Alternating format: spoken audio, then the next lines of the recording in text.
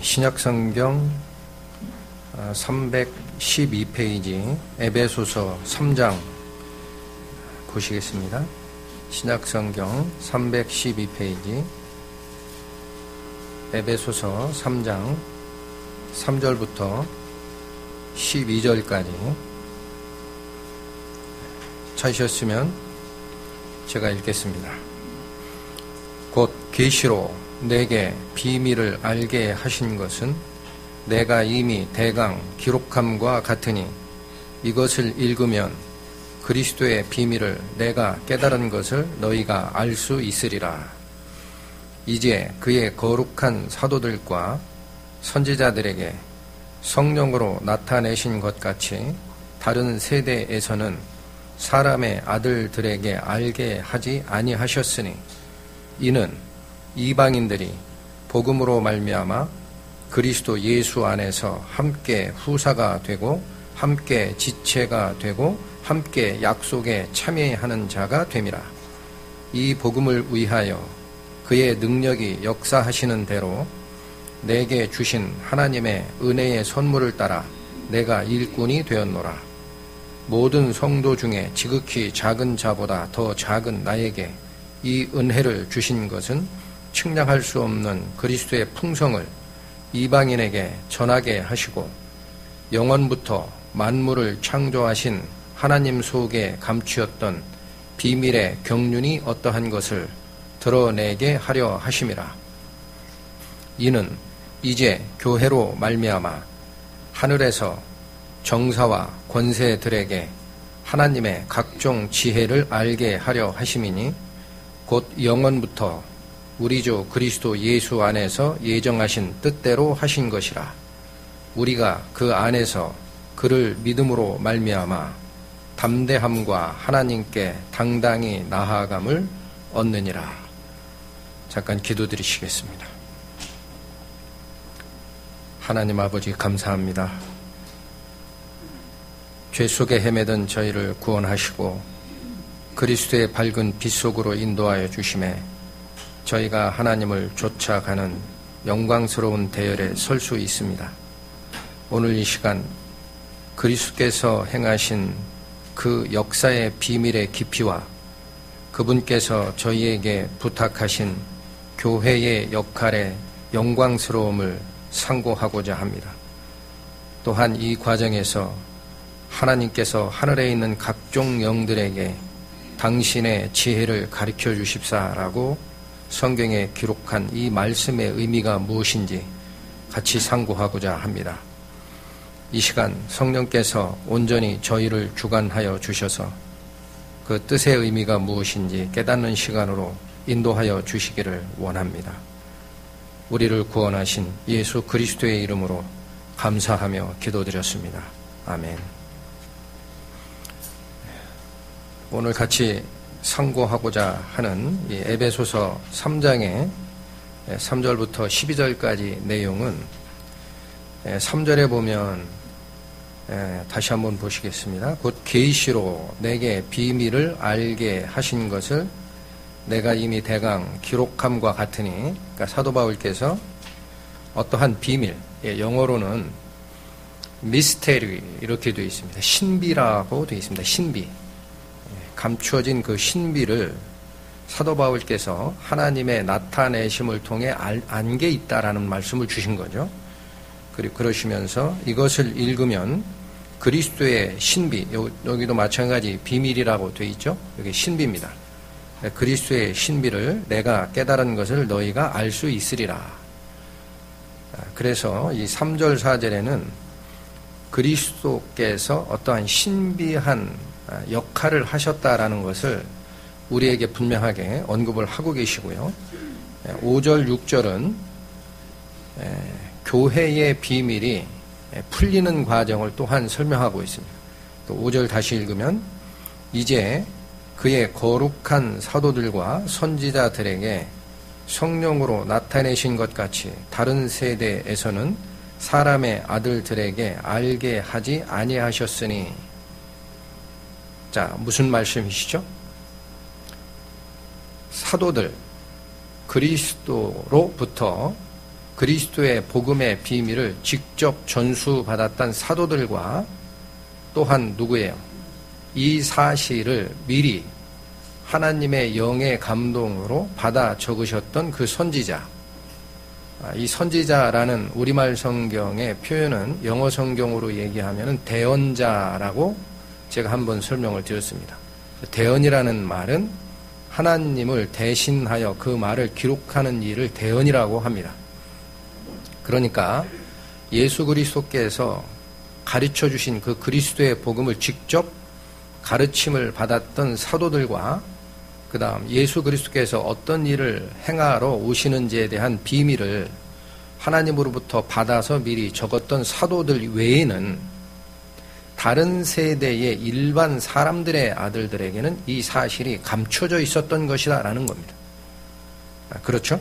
다시 한번 읽겠습니다. 이제 그의 거룩한 사도들과 선지자들에게 성령으로 나타내신 것 같이 다른 세대에서는 사람의 아들들에게 알게 하지 아니하셨으니 이게 감추어져 있는 하나님의 미스테리라는 거예요. 비밀이다. 그런데 그 비밀의 첫 번째가 6절에 언급이 됩니다. 이는 이 비밀이 무엇이냐? 다른 세대에서는 사람들에게 알게 하지 아니하였던 이 비밀이 무엇이냐면 이방인들이 복음으로 말미암아 그리스도 예수 안에서 함께 후사가 되고 함께 지체가 되고 함께 약속에 참여하는 자가 되는 것이라는 거예요. 이게 무슨 말씀이시죠? 전에도 몇 번 설명을 드렸습니다만 그리스도께서 오시는 것은 근거 없이 오시는 게 아닙니다.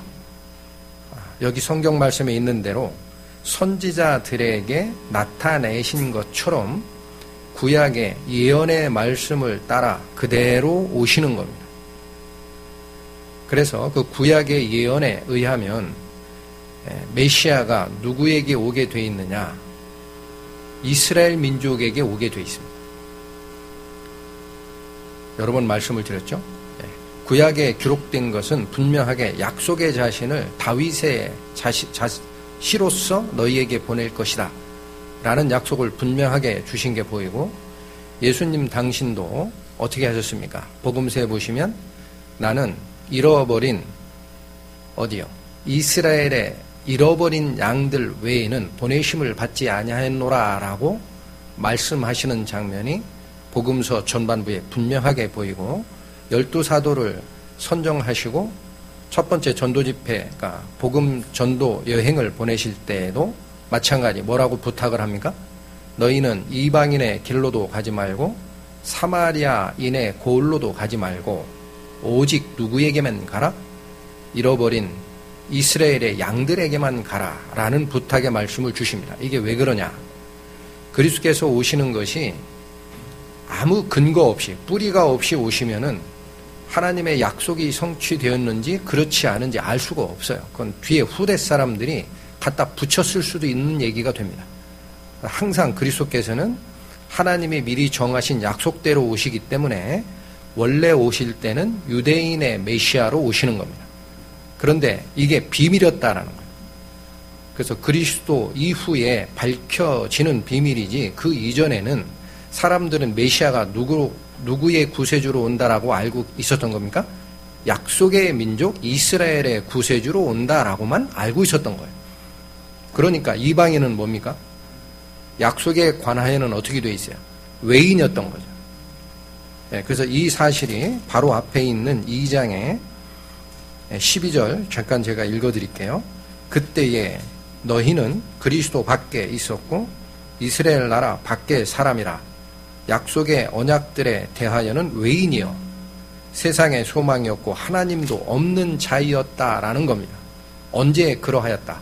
구약의 약속의 입장에서는 이방인에겐 약속이 주어지지 않았던 것이다.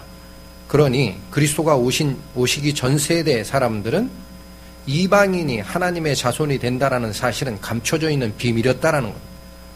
그런데 하나님께서 어떻게 이방인의 하나님도 되시고 그리스도께서 어떻게 이방인의 구세주도 되시는 겁니까?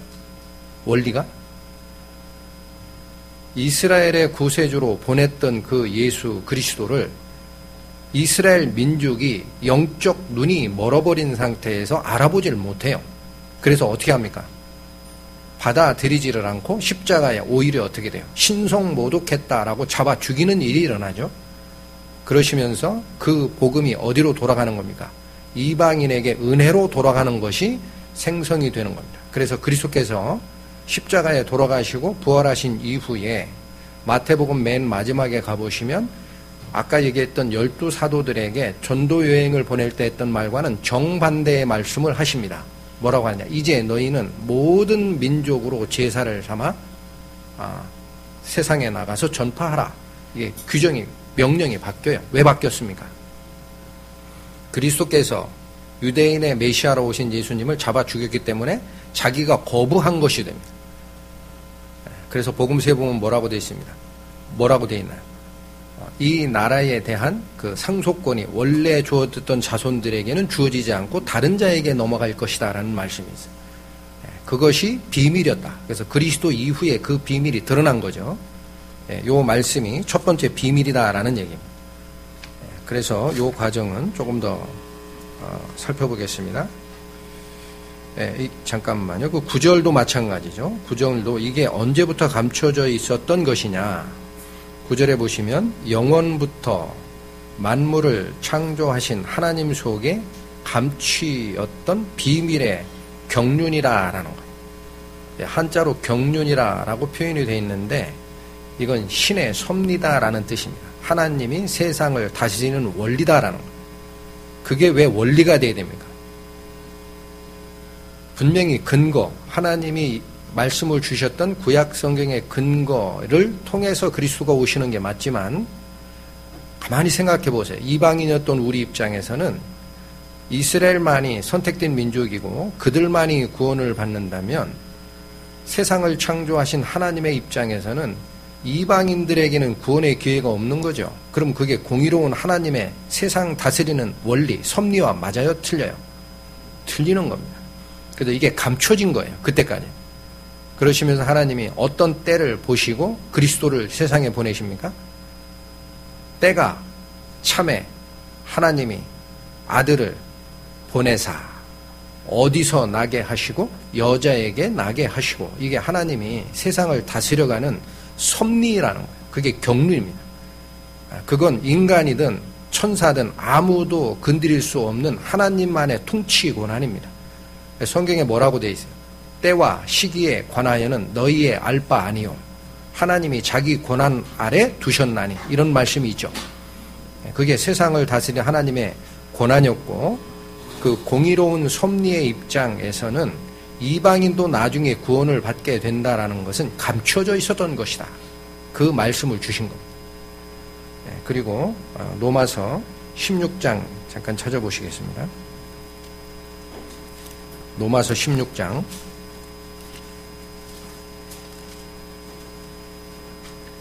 25절, 26절 페이지로는 신약 262페이지입니다. 로마서 16장 25절, 26절 찾으셨으면 읽겠습니다. 나의 복음과 여기서 말하는 나의 복음이라는 것은 사도 바울이 전하던 그 복음의 내용입니다. 예수 그리스도를 전파함은 영세 전부터 감추었다가 이제는 나타내신 바 되었으며 영원하신 하나님의 명을 조차 선지자들의 글로 말미암아 모든 민족으로 믿어 순종케 하시려고 알게 하신 바 그 비밀의 계시를 조차 된 것이니 분명하게 또 나오죠. 구약 성경에 예언된 걸로 보면은요, 모든 민족의 아비라고 되어 있습니다. 누구를? 아브라함을. 그래서 선지자들에게 구약 성경을 기록할 때 그 선지자들은 알았던 거예요. 약속의 자손인 예수 그리스도가 아브라함과 다윗의 씨로 오시지만 모든 민족의 조상이 될 것이구나. 알고 있었던 거예요. 그러나 이스라엘 민족은 영적 눈이 먼 상태였기 때문에 이걸 모르고 신성모독이다라고 그리스도를 잡아 죽이는 일이 있었던 것이죠. 그러나 그리스도께서 십자가에 돌아가시고 십자가 사역을 완성한 이후에는 온 민족에게 가서 제자를 삼아 내 도를 전하거라 라는 명령이 주어지고 그 비밀이 어때요? 드러나게 되는 겁니다. 이게 하나님이 가지고 있던 세상을 다스리는 옛날부터 창세 전부터 감춰져 있던 하나님의 섭리, 경륜이었다라는 겁니다. 이게 첫 번째 교회에 대한 비밀. 그러니까 교회는 불러 모은 무리들이라는 뜻이죠. 에클레시아. 불러낸 무리라는 뜻인데 누구만 부르는 것이 아니고 유태인만 부르는 것이 아니고 모든 민족 중에서 다 부르시는 겁니다. 그것이 교회의 비밀이었다라는 거예요. 완성되는 교회의 비밀이었다. 이게 첫 번째 비밀에 해당되는 것이고, 다시 본문 에베소서로 가보시겠습니다. 다시 6절 보시면 이는 이방인들이 복음으로 말미암아 그리스도 예수 안에서 함께 후사가 되고 라고 되어 있죠. 함께 후사가 된다라는 말씀은 후사라는 말이 한자라 좀 이해하기가 조금 우리가 가깝지가 않은데, 친숙치가 않은데, 영어적 표현으로 하면은 동료 상속자가 된다라는 겁니다. 후사가 뭐예요? 나의 대를 이을 사람을 후사라고 그래요.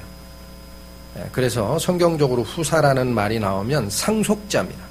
아버지의 가업을 이을 자가 곧 후사인 상속자인 아들입니다. 그런데 이방인도 무슨 상속자가 된다라는 거예요? 유태인과 같이 동료 상속자 반열에 들어간다라는 거예요. 하나님의 나라를 상속받는 동료 상속자가 되고 함께 지체가 되고, 지체가 된다라는 말씀은 무슨 말이죠? 함께 머리인 그리스도에 붙어있는 교회인 몸을 이루는 자가 된다라는 거예요. 똑같은 거죠. 함께 약속에 참여하는 자가 됨이라는 말씀이 있습니다. 자, 이 부분도 조금만 더 보시겠습니다. 로마서 11장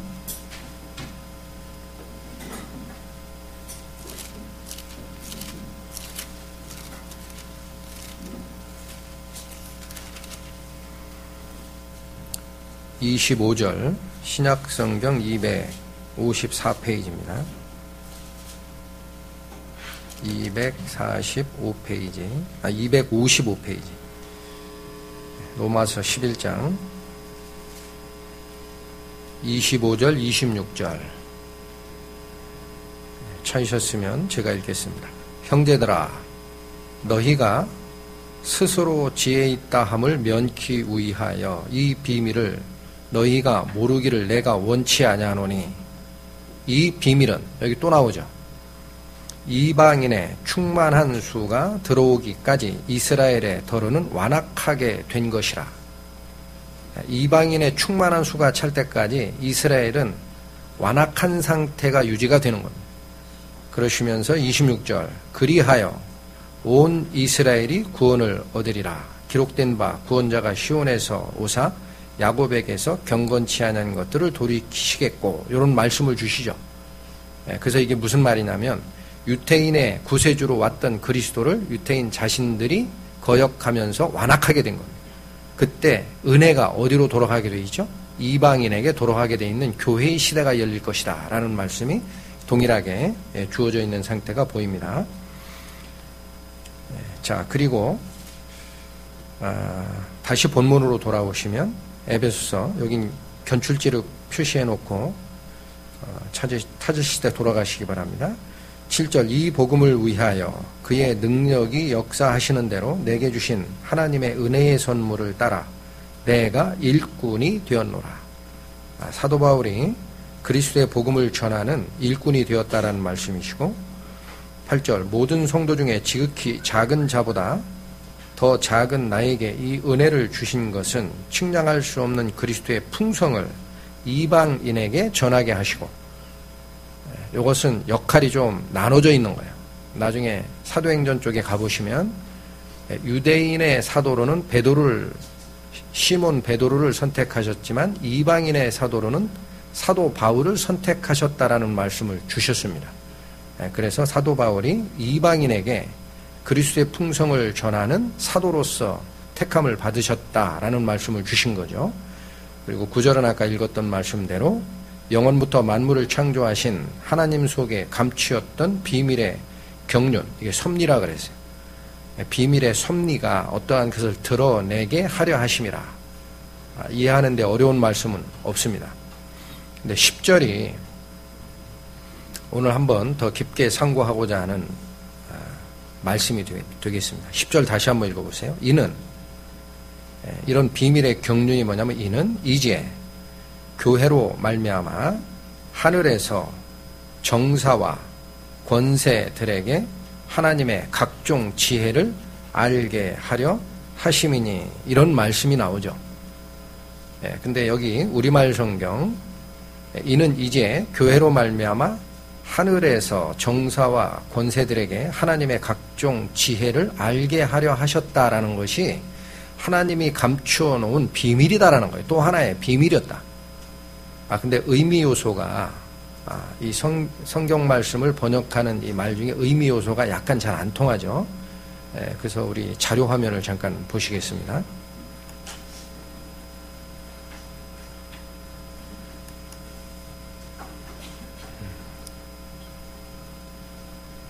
자, 지금 방금 전에 읽으셨던 요 10절의 말씀이 분명하게 하나님께서 교회로 말미암아, 교회를 통해 누군가를 지혜로 교훈하시기를 원하는 것이 있다라는 거예요. 그리고 그 내용이 뭐냐면은 하늘에 있는 정사나 권세들이다라고 표현되어 있습니다. 슬라이드에 보시는 그대로죠. 그런데 요 밑줄 친 요 말씀, 교회로 말미암아 하늘에서 정사와 권세들에게 하나님의 각종 지혜를 알게 하려 하셨다라는 이 말씀이 다른 성경 말씀으로 보시면 이해가 조금 더 쉽습니다. 그래서 킹제임스의 흠정역 번역을 보면 교회를 사용하사 하늘에서가 아니라 하늘의 처소에 있는이라는 말이에요. 하늘에 있는 누구들이다? 정사들, 이 복수입니다.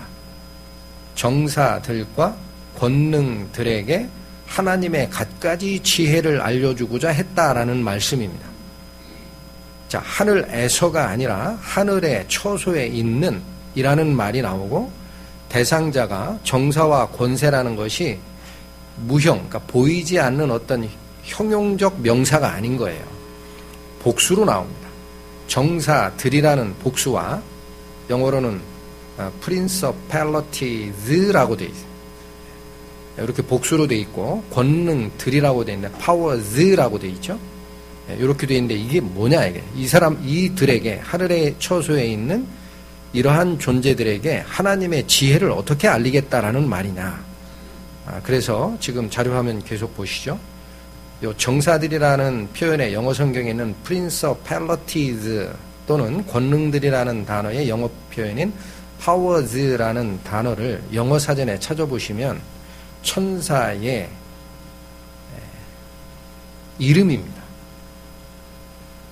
조금 더 정확하게 표현하면 천사는 하늘에 있는 영적 존재 중에 하나에 국한되는 거예요. 그래서 신학자들은 천사라고 표현하지 말라라고 합니다. 그럼 뭐라고 해야 되느냐? 영적 존재들이다라고 표현하자, 이렇게 얘기하는 분도 있어요. 어찌됐든 우리가 너무 그건 깊이 들어갈 필요가 없죠. 그래서 원래 천사 숭배에 깊게 빠져있던 카톨릭에서는 천사의 등급을 9개 등급으로까지 구분하고 있어요. 9개 등급. 그 중에 이런 천사의 등급이 나옵니다. 그래서 principalities라는 것은 권천사라고 번역을 합니다. 어떤 뭐예요? 권위가 있는 천사죠. 그 다음에 powers라는 천사는 능하다. 그래서 능천사라고 표현해요. 자, 그러니 우리가 느낌이 확 달라지죠.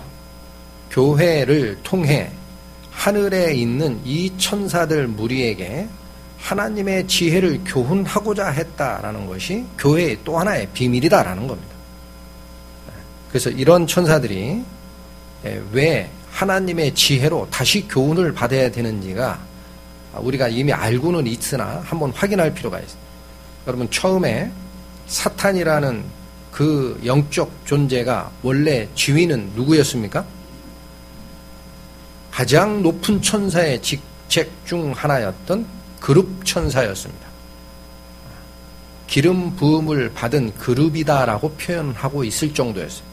하나님의 굉장히 중요한 역할을 위임받아서 일을 수행하던 그게 메시아, 기름 부음 받았다는 의미고 그런 천사가 자기가 교만해지면서 하나님의 영화로움에 비슷하게 다가가려고 하다가 저주를 받아 뭐가 돼요?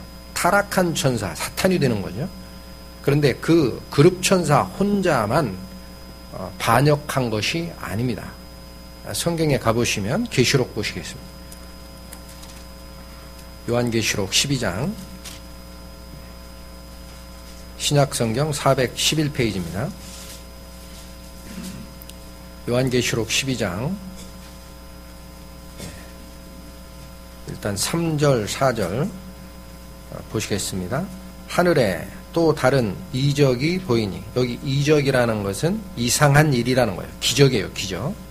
하늘에 또 다른 기적이 보이니 보라, 한 큰 붉은 용이 있어 머리가 7이요 뿔이 10이라.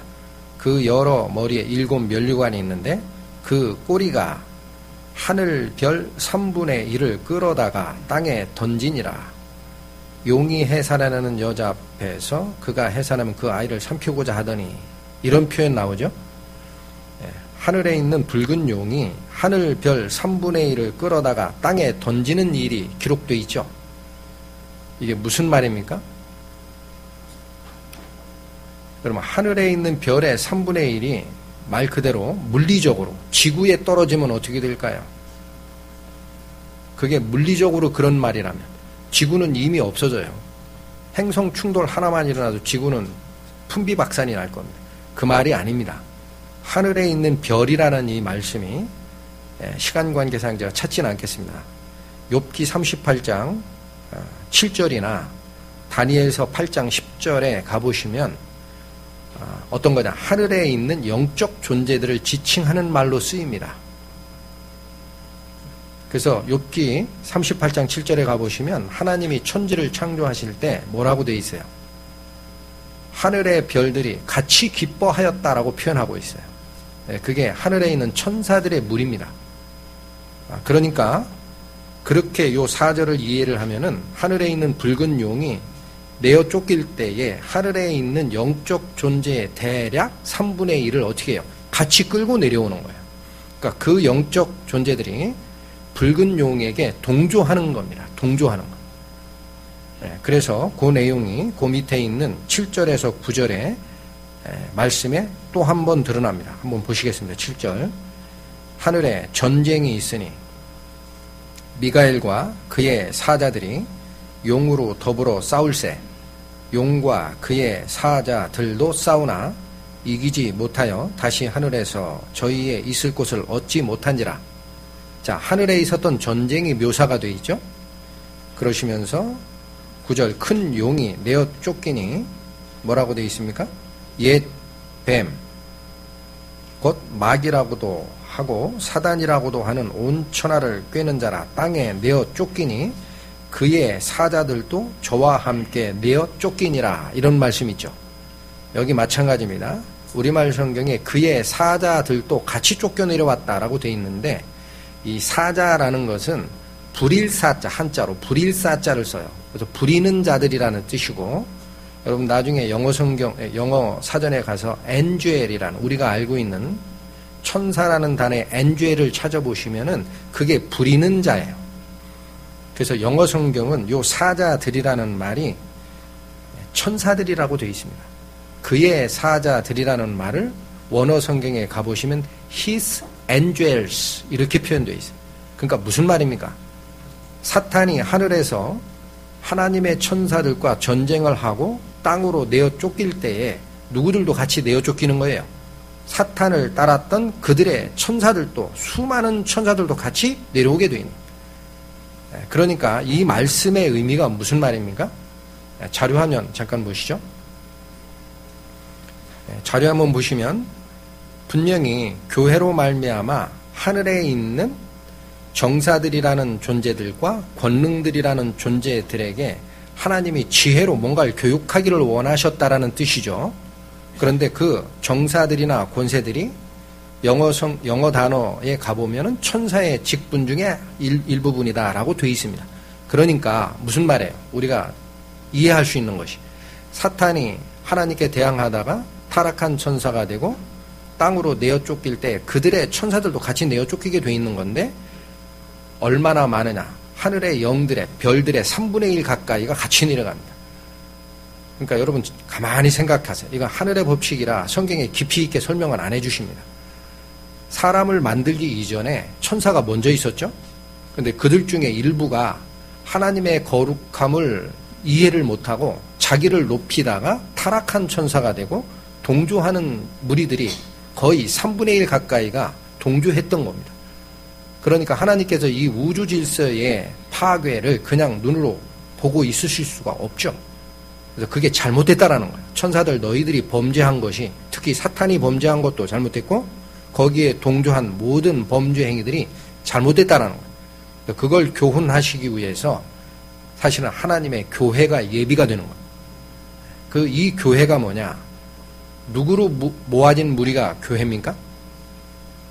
하나님의 은혜로 죄에서 벗어나 하나님의 자녀가 된 무리들이 교회죠. 그러니까 여기서 중요한 원리가, 천사는 원래가 부리는 종이라고 돼 있어요. 엔젤이라는 그 말 자체가 불일사로 표현되듯이 부리는 영이다라는 겁니다. 그런데 인간은 부린다라고 창조가 된 게 아닙니다. 창세기 가보시면 어떻게 창조하십니까? 자유의지를 주십니다. 그래서 악에 속한 영들이 있고 선에 속한 하나님의 영들이 있어요. 이게 타락해서 악의 영이 됐을 때 중간에 인간을 만드시고 100%의 자유의지를 주시는 겁니다. 그리고 어떤 일을 행하세요? 사탄은 자기가 능력대로 꿰는 거예요. 하나님의 자녀인 사람을 꿰서 죄의 자손으로 만드는 거예요. 하나님은 어떻게 합니까? 하나님은 법에 따라서 다시 구원하는 역사를 하는 겁니다. 지금은 다 이루어졌습니다. 여러분 다 아시죠? 구약은 예언이 되어 있지만 지금은 이루어진 상태. 그 상태에서 중간에 있는 자유적 선택을 가진 인간이 다 일의 결말을 다 보여주시고 너희는 어디를 속할 것이냐 선택하거라 하고 하나님 쪽으로 돌아오는 영들이 교회인 겁니다. 그래서 그 일을 통해서 하늘에 일어났던 반역의 역사에 참여한 그 영들에게 하나님의 지혜를 알려주시는 거예요. 내가 창조주고 너희는 피조물이기 때문에 일방적으로 너희를 정죄한 것이 아니니라. 하나님의 공의가 있는 것이고 너희가 잘못된 것이다. 그걸 보여주마. 그것이 교회를 이루어가는 하늘에 속한 하나님의 지혜인 겁니다. 굉장히 의미가 깊죠. 그걸 보여주시겠다라는 겁니다.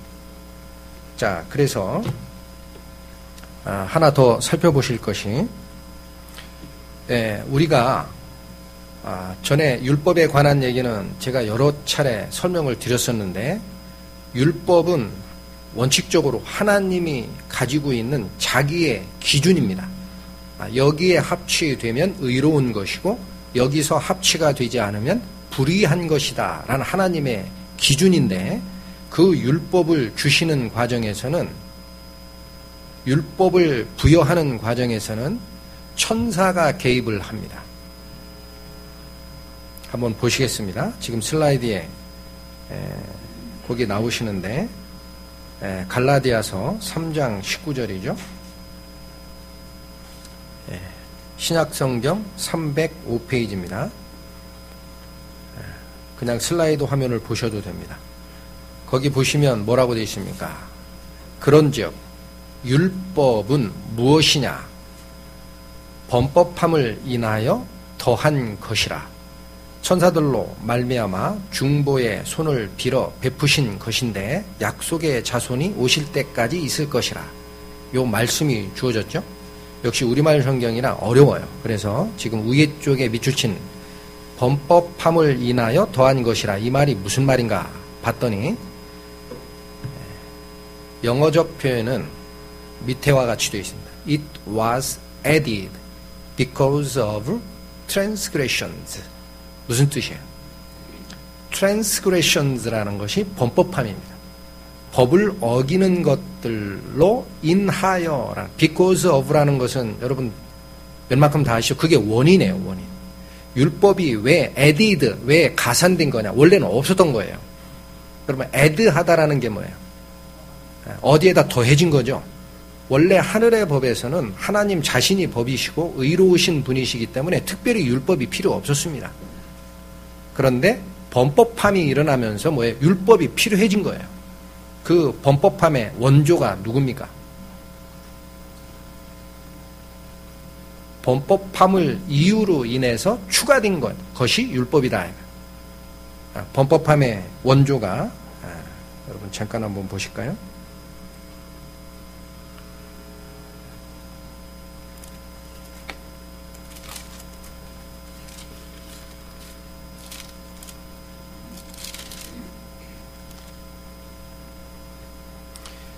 요한 1서 3장입니다. 390페이지입니다.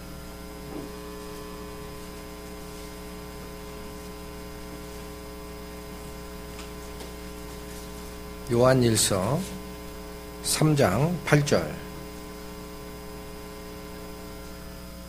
읽겠습니다. 죄를 짓는 자는 마귀에게 속하나니 마귀는 처음부터 범죄함이니라. 하나님의 아들이 나타나신 것은 마귀의 일을 멸하려 하심이라. 자, 여러분, 범법함에 처음부터 범죄했다라는 말이 무슨 말입니까? 범죄함의 시초다라는 거예요. 시초. 법을 어기는 일이 하늘의 마귀, 사탄, 아까 얘기한 타락한 천사가 자기는 부리는 종의 지위밖에 없는데도 불구하고 자기의 영광을 하나님 근처로 나도 영광을 취하겠다라고 질서를 어기는 일이 범법함이에요. 그것이 처음에 범죄의 시초다라는 거예요. 그러니까 지금 율법이 주어지는 것은요, 깊이 있게 생각해 보시면 인간 때문에 주어진 개념도 있습니다. 분명히. 여러분 이걸 오해하시면 안 됩니다. 율법이 더러운 게 아닙니다. 원래가 우주 질서에서는 사탄이 타락하기 전에 우주 질서에서는 더 이상 법을 얘기할 이유가 없었어요. 왜? 하나님이 공이시기 때문에 뭐라고 얘기할 필요도 없어요. 그냥 쫓아가면 되는 거예요. 그런데 이걸 반역하는 일이 생겼죠. 그러니 하나님께서는 다시 이 과정을 정확하게 기준을 제시해주고 잘못된 거다라고 보여주시는 게 필요한 겁니다. 그런데 지금 이 말씀, 자료 화면에 있는 저 말씀처럼 율법이 왜 필요했느냐면 범법함을 원인으로 해서 우리에게 추가된 것이다라는 거예요. 원래 있을 필요가 없었던 거예요. 우주 질서가 정립되어 있었던 그 시대에는. 그러니 이게 누구 때문에 범죄함의 원인인 마귀 때문에 율법이 필요한 것이 의미가 이해가 되시죠? 그리고 우리 인간에게도 어때요? 똑같습니다. 왜냐? 법은 하나님의 기준이에요. 기준. 요 기준에 합치가 되지 않는 자는 죄가 있는 것이다라는 게 하나님의 법칙입니다. 그러니까 그것은 천사가 됐든 사람이 됐든 동일하게 적용되는 법이에요. 그러나 그 율법이 굳이 명문화될 필요가 없었는데 왜 됐느냐? 아까 얘기한 하늘에 범법함이 발생된 그 처음부터 범죄한 마귀의 행위가 있었고 그 마귀가 누구까지 꾀요? 사람까지 꾀입니다. 그러면서 이게 기준이 정확하게 드러날 필요가 있었다라는 겁니다. 자, 그리고 밑에 밑줄 친 천사들로 말미암아 중보의 손을 빌어 베푸신 것인데 라는 말씀 있죠. 이것도 자료화면 보시면 이 말씀은 이런 얘기입니다.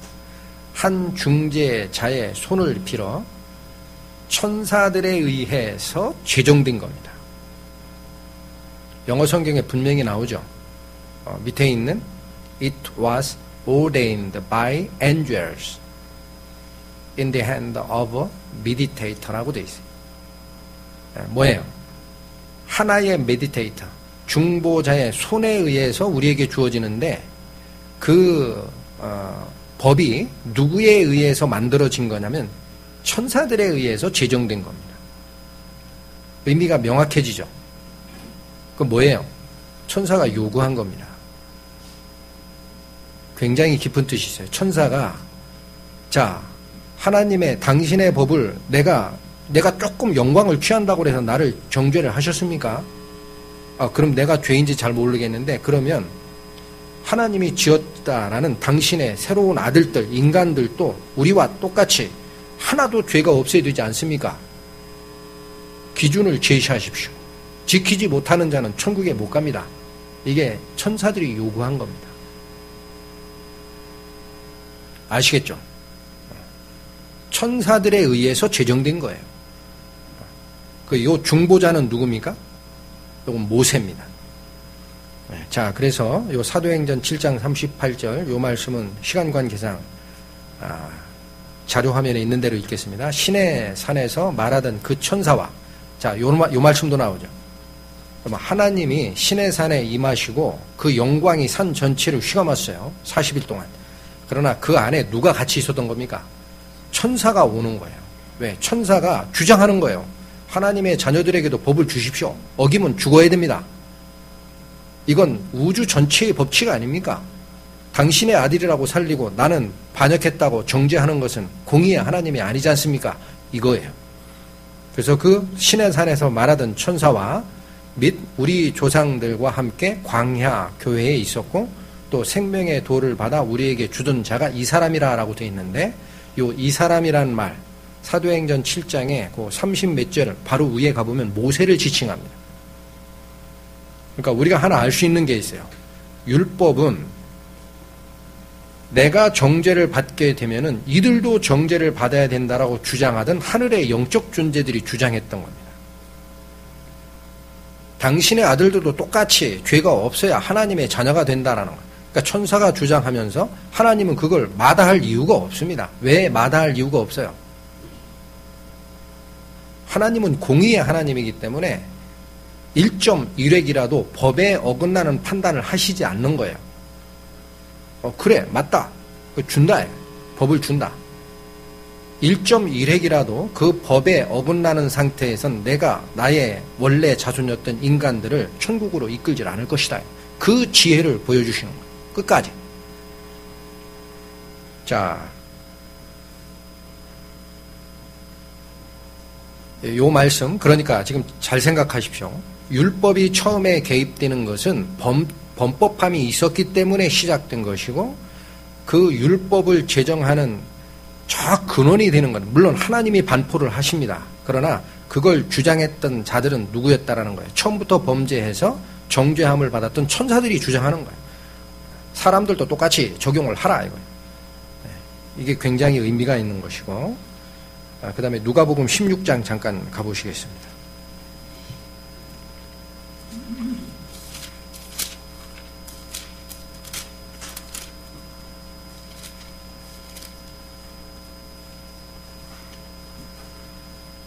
누가복음 16장 신약성경 123페이지 16절입니다.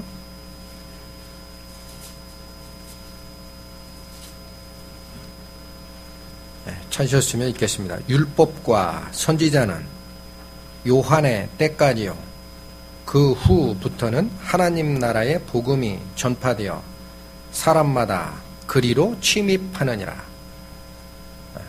여러분, 세상을 다스리는 뭔가 하나가 바뀌는 게 보이죠?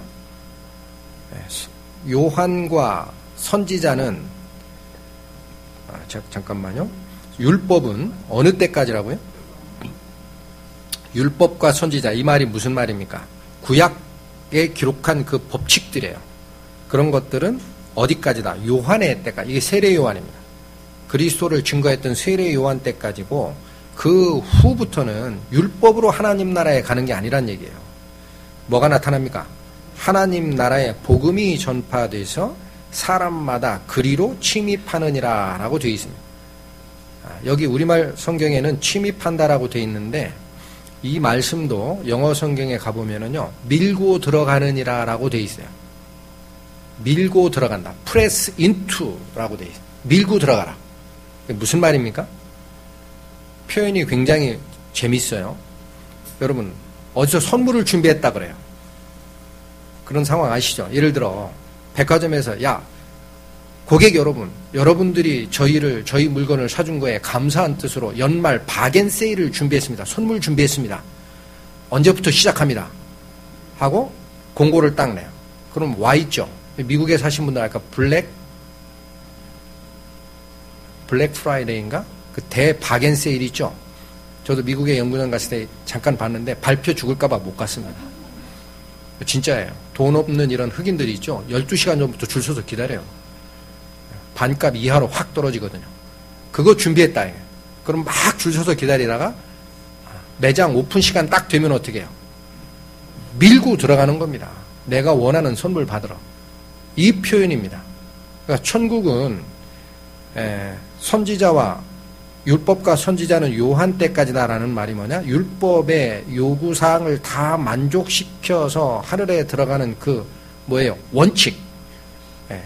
요것은 요한 때까지 준 것이지만 그리스도 이후에 하나님 나라의 복음이 전파된다. 하나가 새로 들어오는 거예요. 하나님 나라의 복음. 복음이 뭡니까? 복된 소리입니다. 복된 소식. 복된 소식이 오는 거예요. 은혜로 가는 게 있다. 그래서 그 이후에는 천국이 어떻게 가느냐면 요건을 맞는 자 다 보고 자 정장 입었느냐 소득 수준은 얼마가 되느냐 당신은 선을 얼마를 행했소 보고 들여보내는 게 아니고요. 밀고 들어가는 거예요. 왕창. 조건 없어요. 복음서에 나오는 데는 뭐예요? 길거리 사거리에 가서 병신이든 귀머거리든 다 데리고 와서 내 잔치상을 채우라 그러시죠. 조건이 없습니다. 은혜의 문을 통하는 자는 무조건 밀고 들어가는 거예요. 이 말이에요. 그러니까 새로운 것이 온다라는 얘기입니다. 율법이 주어진 천사들의 범법함을 통해서 하나님의 기준이 명확하게 칼같은 율법이 들어왔어요. 불같은 율법이라고 되어 있습니다. 신명기에. 주어졌으나 그건 하나님의 기준이었어요. 그런데 이 기준을 사람이 충족할 수 있습니까? 못합니까? 할 수 없습니다. 그렇다고 하나님이 기준을 폐지하지 않습니다. 잘 보셔야 돼요. 왜 기준, 잠깐 지금 읽으셨던 거 있죠?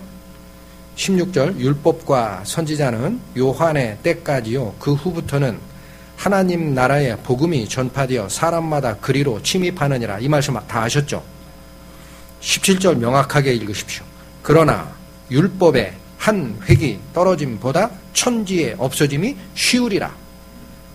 여러분, 하나님 나라의 복음이 오는 것은 다른 길이 있다라는 거예요. 그렇다고 율법이 폐지됩니까? 절대 안 됩니다. 왜 안 됩니까? 율법이 폐지되면요, 천사가 정죄함을 받을 수 없어요. 타락한 천사들이. 하나님의 기준입니다. 오해하시면 안 돼요. 하나님이 요구하는 기준이 있습니다. 그러나 그 기준을 내 행위로, 나의 의로 들어가는 방법 말고 새로운 길이 열리는 것이 하나님 나라의 복음인 거예요. 그걸 통하면 동일한 만족을 성취하고 갈 수 있는 길이 열리는 겁니다. 그러니 율법을 폐지할 이유가 없죠. 꼭 앞구절만 읽어요. 그래서 율법은 요한 때까지다. 그리스도 이후엔 율법 폐지됐다라고 또 주장해요. 그렇습니까? 안 그렇습니까? 절대 그럴 수 없습니다. 율법이 주어진 이유는 범법함을 분명하게 드러내기 위해서 필요한 거예요. 타락한 천사가 죄를 받는 이유는 하나님의 법이 칼같이 서 있어야 되는 겁니다. 폐하는 게 아닙니다. 아시겠죠? 그러나 어찌됐든 중요한 거. 새로운 길이 온다. 복된 소식이, 하나님 나라에 복된 소식이 올 것이다 라는 말을 분명하게 하고 있습니다. 그래서 이 복된 소식이 뭐냐? 교회에게 맡겨진 임무예요. 굉장히 영화로운 임무입니다. 그래서 이 말씀이 여기 주어졌고요.